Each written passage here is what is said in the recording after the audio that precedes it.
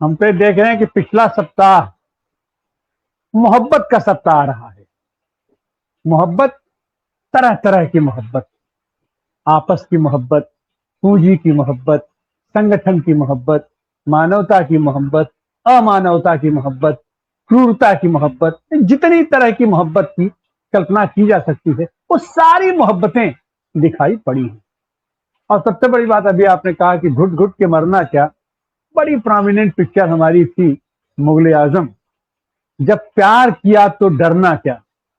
तो आज की तारीख में भी एक सज्जन हैं जो गा रहे हैं, जब प्यार किया तो डरना क्या, पर्दा नहीं जब न्यायालय से, बंदों से पर्दा करना क्या, जब प्यार किया तो डरना क्या। और इसका परिणाम आपको फिलहाल हमारे संसदीय व्यवस्था में देखने को मिल रहा है और भरपूर देखने को मिल रहा है। जो जितनी हम कल्पना नहीं करते हैं उतनी देखने को मिल रही है। और उसमें हमारे जो राजनीतिक दल हैं उनका भी मोहब्बत आप देख रहे हैं। तो एक तो अभी तत्काल आज परिणाम आया है संसदीय व्यवस्था का, उस पर बहुत जगह चर्चाएं हो रही हैं। हम लोग भी 8 बजे इस पर विस्तार से चर्चा करेंगे, लेकिन उसको तो मैं एक लाइन में अगर मैं कहना चाहूं तो रणनीतिक रूप से भारतीय जनता पार्टी यह चुनाव जीती है। और जो 4 राज्य और एक केंद्र शासित प्रदेश था, ये पांचों ही जगहों पर इसने अपना झंडा गाड़ा है और रणनीतिक रूप से यह चुनाव जीती है। आपने असम देख लिया, आपने बंगाल देख लिया, आपने पुडुचेरी देख लिया, आपने केरल अभी भी आप देख नहीं पा रहे हैं। केरल में भी रणनीतिक रूप से भारतीय जनता पार्टी चुनाव जीती, क्योंकि भारतीय जनता पार्टी का टक्कर राष्ट्रीय स्तर पर कांग्रेस से है, क्योंकि विकल्प देने का काम कांग्रेस को करना है। पूरे देश के लोगों को इकट्ठा करना, एक सूत्र में बांधना और एक मजबूत गठबंधन तैयार करने का काम कांग्रेस का है। लेकिन इस चुनाव में कांग्रेस सबसे ज्यादा आक्रामक रही है तो वो अपने ही दलों के प्रति रही है, उनके वैचारिकी से रही है, उनके संगठन से रही है, उनके दल से रही है। जहां हमला करना चाहिए था वहां कांग्रेस हमला नहीं किया है। और कांग्रेस को भी केंद्रित कर दिया जाता है राहुल गांधी पर, प्रियंका गांधी पर। तो इस बात तो राहुल और प्रियंका ने भी हद पार कर दिया। मतलब जब प्यार किया तो डरना क्या, क्या मोहब्बत था उन्होंने स्पष्ट रूप से दिखा दिया। अब आइए तमिलनाडु पर। तमिलनाडु में भी वही स्थिति रही है कि जब प्यार किया तो डरना क्या। वहां पर भी भारतीय जनता पार्टी रणनीतिक रूप से चुनाव जीत गई है और आने वाले दिनों में और भयंकर जीतने वाली है। ये जो नया अपना साथी आया है, अगर ये कांग्रेस को उसने पहले न्योता दे दिया, यहां पर भी भारतीय जनता पार्टी चुनाव जीत गई है। अब अगर कांग्रेस उसका प्रस्ताव लेकर के उसके साथ जुड़ जाती है तो जो इंडिया महान गठबंधन है वो, जो कि केवल हवा में चल रहा है, आज की तारीख तक न कोई उसका संगठन बना, न कोई उसकी नीति बनी, न उसकी कोई कार्यनीति बनी, न कोई उसका दफ्तर बना। और उसके कौन कौन घटक हैं, शायद यह भी हम लोगों को जब जरूरत पड़ता है तब हम लोग खोजते हैं कि अरे भाई इंडिया में कौन कौन है।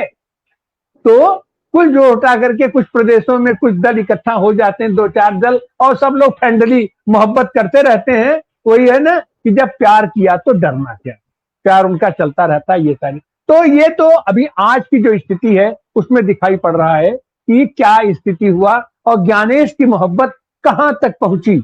उसमें बस अब तो यही है कि घुट घुट के मरना क्या नहीं, घुट घुट के आप मरते रहिए। जो लोग छल छद्म वाला मोहब्बत कर रहे हैं और मौका पर मोहब्बत कर लेते हैं और उसके बाद छटक करके किनारे खड़े हो जाते हैं, यही स्थिति दुनिया के भी पैमाने पर चल रही है। जब प्यार किया तो डरना क्या। आया मोहब्बत अगर आज की तारीख में अगर किसी की है तो इजराइल की है और अमेरिका की है, नेतन्याहू की है और ट्रंप की है।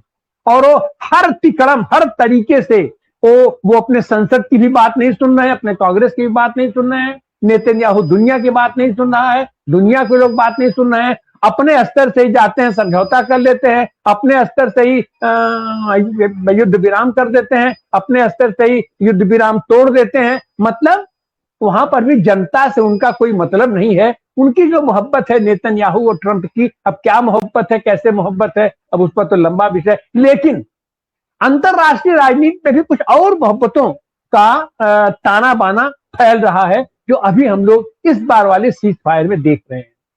रूस की मोहब्बत भी ईरान से बढ़ी है, चीन की मोहब्बत भी ईरान से बढ़ी है, और इस तरीके का एक नया समीकरण विश्व के पैमाने पर, एक नया वर्ल्ड ऑर्डर निकल करके सामने आ रहा है। और पहली बार एक लंबे अरसे के बाद हमारे जैसा आदमी तो खुश हुआ, कम से कम कोई हमारे अलावा कोई नाम लेने वाला तो आया।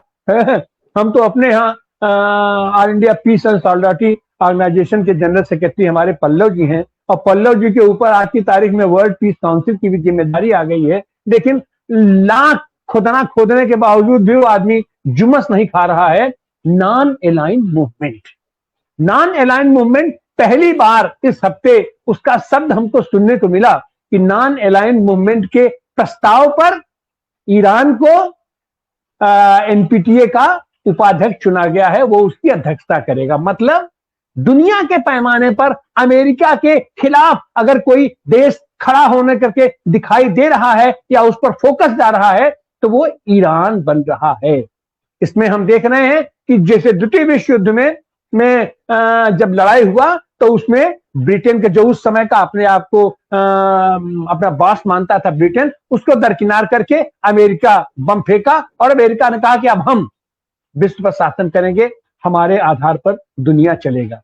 वैसे ही मैं देख रहा हूं इस बार, तो उस समय तो अमेरिका अपने आप को काफी मजबूत कर लिया था, सब था। ईरान उस स्थिति में तो नहीं है, उस तरीके की उसके साथ संभावनाएं भी नहीं है। लेकिन ये इस युद्ध के साथ वो अभी तो विश्व युद्ध नहीं हो रहा हुआ पड़ा है, लेकिन पूरी दुनिया जिस तरीके से इससे प्रभावित है, और खास करके उस समय तो जो उसने एटम बम फेंका था, और सब लोग कह रहे हैं कि हार्मोज भी किसी बम से कम नहीं है, उस बम से ज्यादा प्रतिभाशाली, ज्यादा मजबूत, ज्यादा ऊर्जावान हार्मोज का बम है, और वो ईरान के पास है, और ईरान उसको फोड़ भी रहा है, दिखा भी रहा है, सब कर रहा है। तो उसके बल पर जो ईरान निकल करके आ रहा है आने वाले दिनों में, पिछले सप्ताह में या अपने पिछले महीनों में ईरान ने अपनी ताकत दिखाई है, और ये हम उसमें से एक ऊर्जा देख रहे हैं कि शायद दुनिया को वो केंद्रित करने की कोशिश करे,